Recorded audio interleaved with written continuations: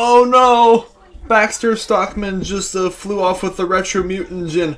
I'm like halfway through, or like almost 17 minutes through episode 15 of Teenage Mutant Ninja Turtles Season 2.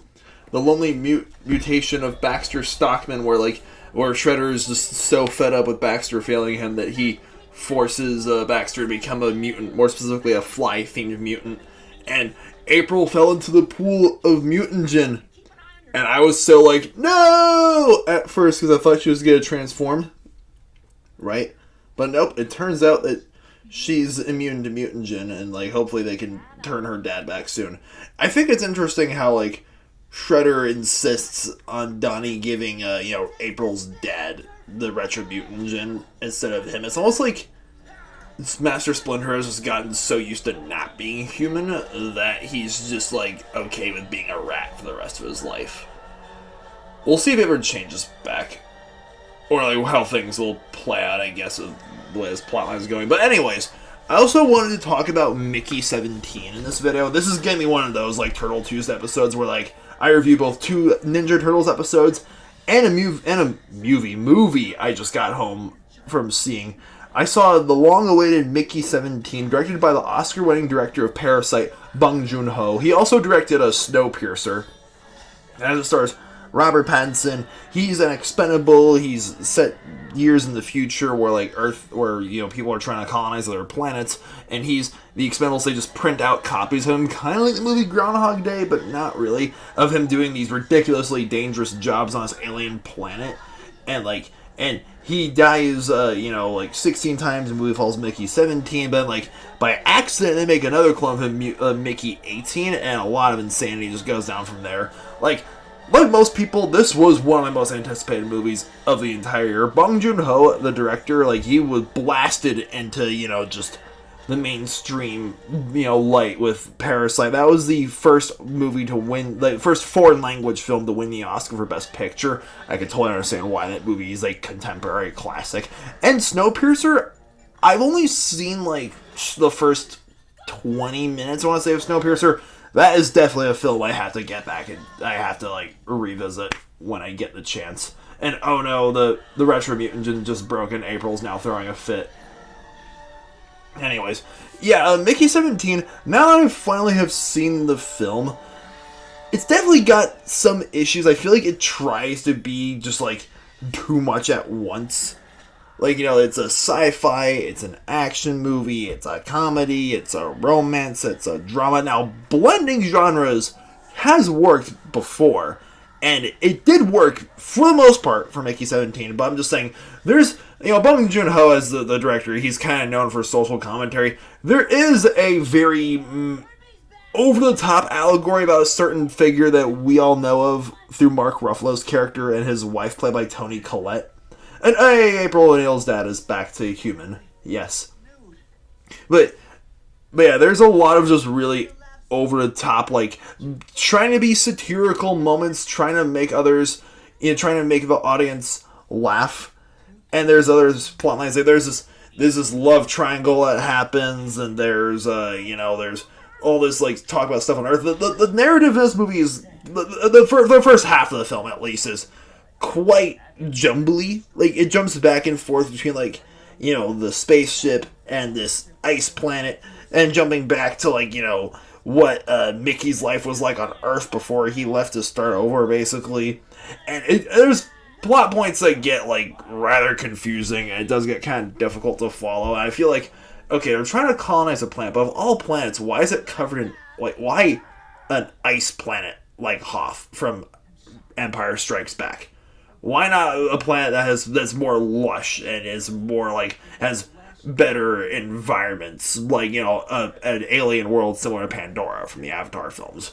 But all in all, I gotta say, Mickey 17, despite the film is also 2 hours and 17 or 20 minutes, I believe. Yeah, the film definitely it is a slow burner, and it definitely has its more confusing elements to it. But overall, I'd say that Mickey 17. Robert Pattinson, I've said this many times before on my channel in the past years, and I'll say it again. He has come such a long way since the Twilight years. I could not be prouder for the guy. And also Steven Yeun. Steven Yeun's in this movie. I got a photo of him at Walker Stalker Con years ago, back when he was playing Glenn on The Walking Dead, and I really hope he's as nice as he was in the meet and greet that I had with him and my friend Itzhak, and behind the scenes. I hope he's a lot nicer, like, outside of meet and greets, and outside of the character that he plays in the movie. Because he plays a total sleazebag in this film. But yeah, Mickey 17, I'd say, yeah, believe the hype. I'm going for like a 6 out of 9 stars. It's a likable film. Alrighty, so great episode 15 with April's dad becoming human again. I'm on the Neutralize episode right now. More specifically, I'm at the 11-minute mark currently, and it's weird because Raphael and Casey Jones were like clicking like this. The first episode they were in together, just fighting crime together and whatnot.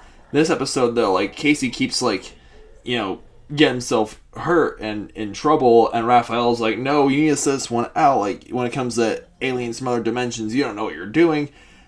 I'd like to believe it's not just Raphael pulling a usual Raph.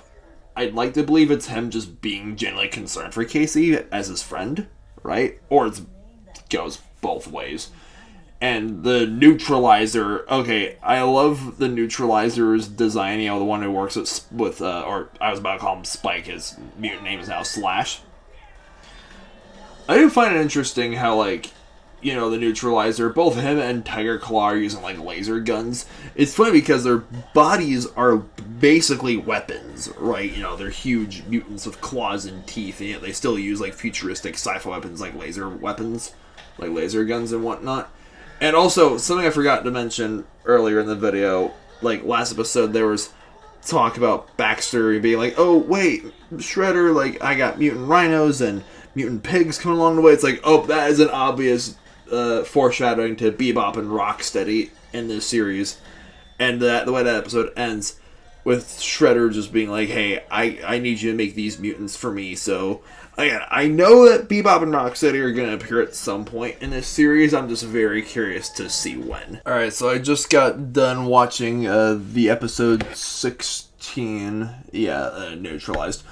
And one thing about this episode, this is like just kind of a annoying cliche, and not just animated movies, but also cartoons like this, is when one of the leads, Raphael in this instance, gets into like a fight with one of the other leads nearing the end of the episode, Casey Jones in this case, and they're just like the pre-climax argument that just makes them say like, maybe we should just split up.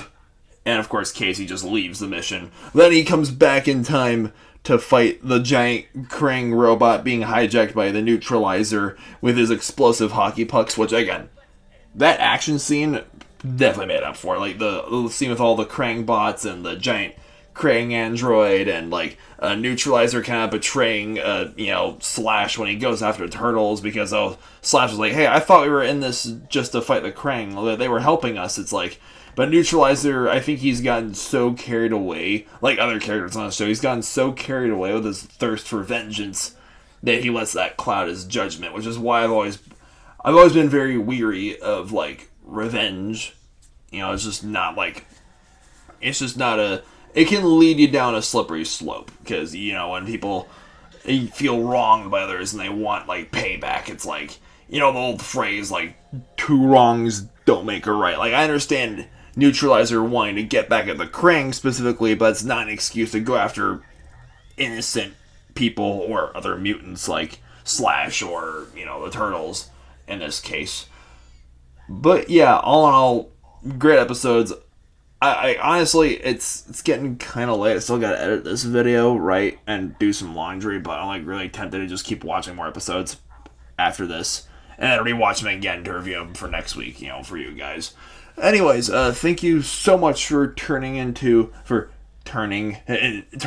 episode of Turtle Tuesdays. Like, oh, are you guys becoming mutants yourselves by watching this video? Have I been consuming so much Teenage Mutant Ninja Turtles, like both this show and like graphic novels I've talked about on this channel?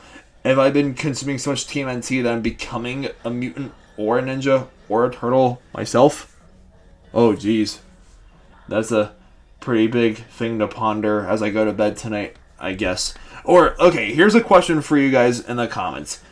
If you became a mutant on this show, if you touched the mutant gene and you became like an animal of some kind, and there's no retro mutant gene to go around, so you can't become human again, right? What mutant creature would you pick? Let me know in the comments down below. Subscribe to this channel, please. And yeah, have a good night. Stay beastly.